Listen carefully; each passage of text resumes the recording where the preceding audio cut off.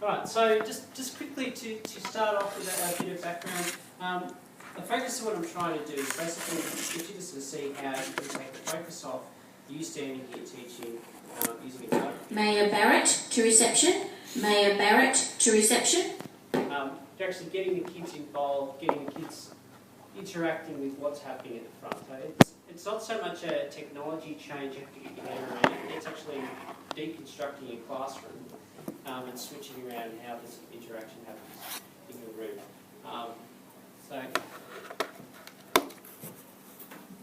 Okay, first talk about the tricky stuff, which is the hardware. Now, because these things are massively underutilised here at Flinders, they get unplugged, they get ignored, and when you go to use them, be prepared to do a bit of work to actually get them to actually function for you. So I actually came here on Friday and prepped up a bit, and I started next door. That one doesn't even work.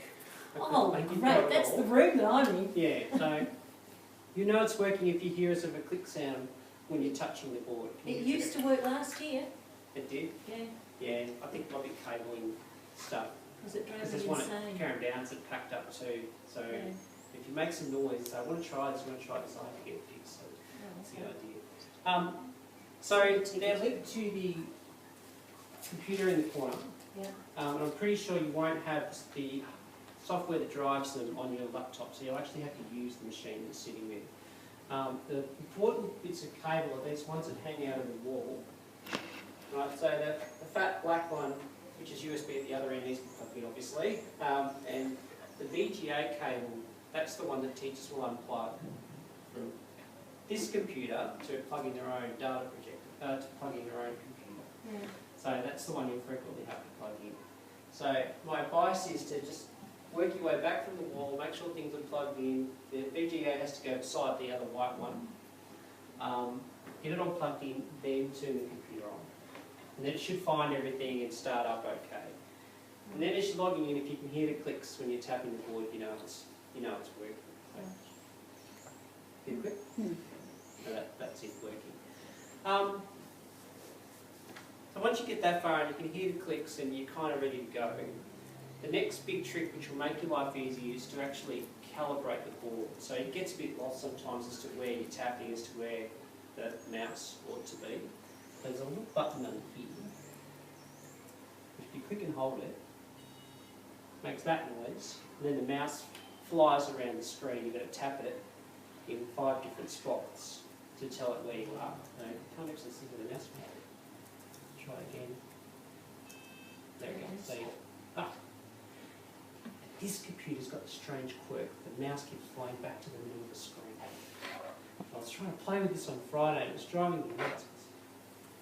Trying to calibrate it, and it kept moving too quick for me. Hey, run over here. I don't get it done before it trips up on you. It does all 4 corners and then flies back to the middle.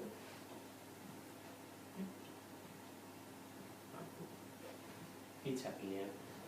Right, but it's not calibrated. What you'll find is that where you're tapping is not where the mouse will actually be. So it was actually that far away.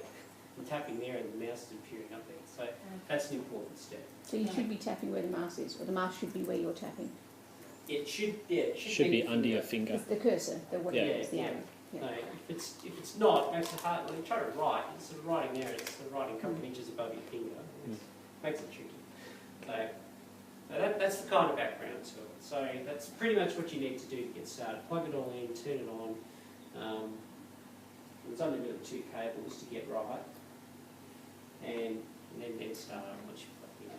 If you have trouble, get down the other kind of Daniel got so fed up with me last year, I gave up. This thing's not working again. Yeah. I'll be there in a minute. Okay, moving forward. Alright, so the whole adding interactivity thing. So thinking of this in 3 stages, right? From sort of you standing here just teaching through to sort of real interactivity with the kids happening in the classroom. Right, so stage 1 might be you're actually using the board, but you're kind of controlling the action. Now there's some benefits doing this.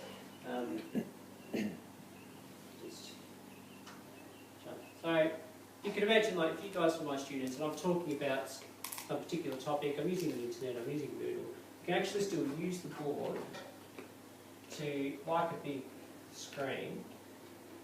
Yeah. You can see sometimes it sort of selects and it shouldn't. Alright, so this is my Moodle page. I'm interacting with my page, but I'm still standing in front talking to you. I suppose the difference is you're not kind of sitting over there with your laptop. You're sort of here in front of the class, keeping everybody engaged. And you can do cool stuff like this. Play before, do you know what it is? Yeah. Go. So that's YouTube that embedded in my Moodle page. But I mean, you could be on YouTube, you could be anywhere on the internet, and you're actually kind of interacting with the computer screen while still sort of face to face with the kids.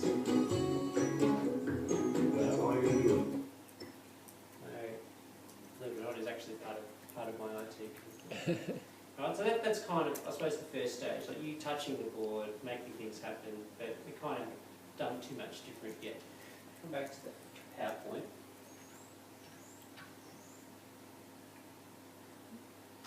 You notice sometimes it's still easier just to use the computer like a computer if you're trying to do fine things. Okay.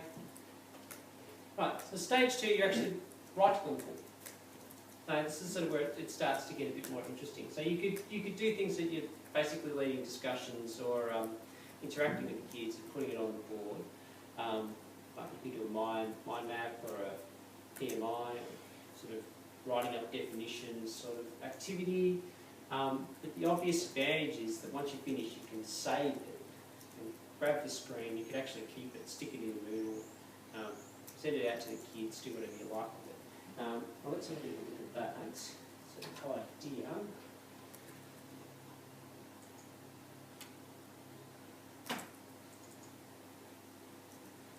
Alright, so, hang on, wrong program. So you could get a fair way with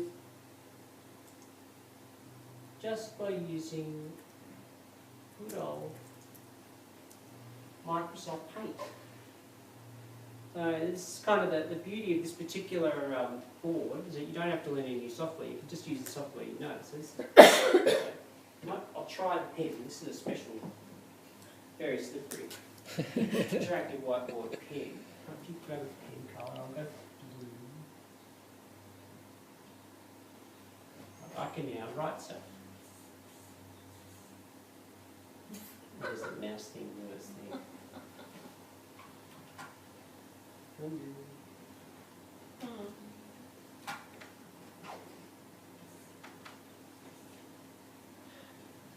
I'll use my finger. But we get the idea. Isn't that great? Yeah, so you can actually write on the screen. Right, so I find these are actually a bit, for some reason, a bit sort of too narrow. It seems to like your whole finger to sort of actually generate a response. So we need a pen. So what happens if you use a whiteboard marker? Well, with whiteboard markers on the screen, it's a good question. So it doesn't recognise it. Yeah, not sort of generating the sensitivity.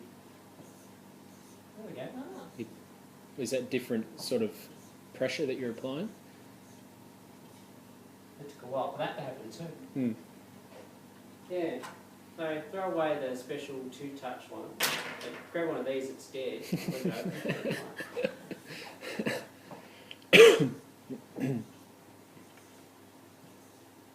So you could take notes.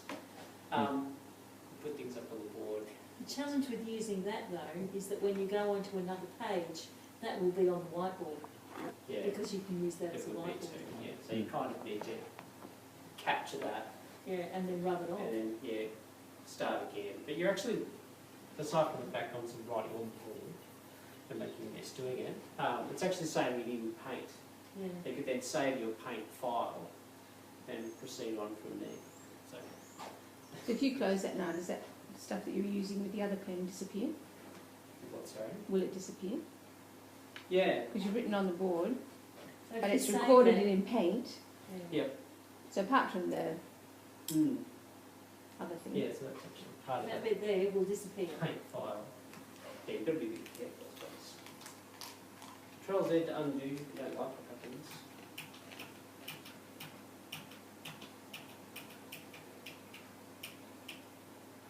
Yeah, this one's obviously got issues with the mouse, so it's it would need attention before you could do too much with it. Now the other thing you could do is tap in there, put a text box in.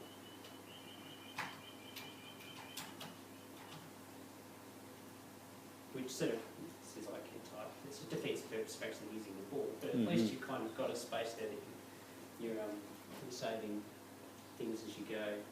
So I generated that template in about 30 seconds during parent teacher interviews last week. So not hard to do, and you can build up a little bank of those sort of tools that you could actually bring to class and work with. Find another one. I won't save that. My map type file.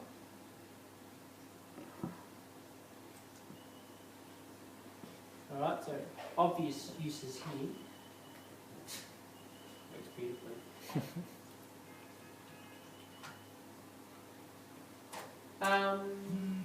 Alright, so the topic.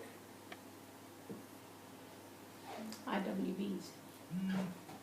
I've got pens up here.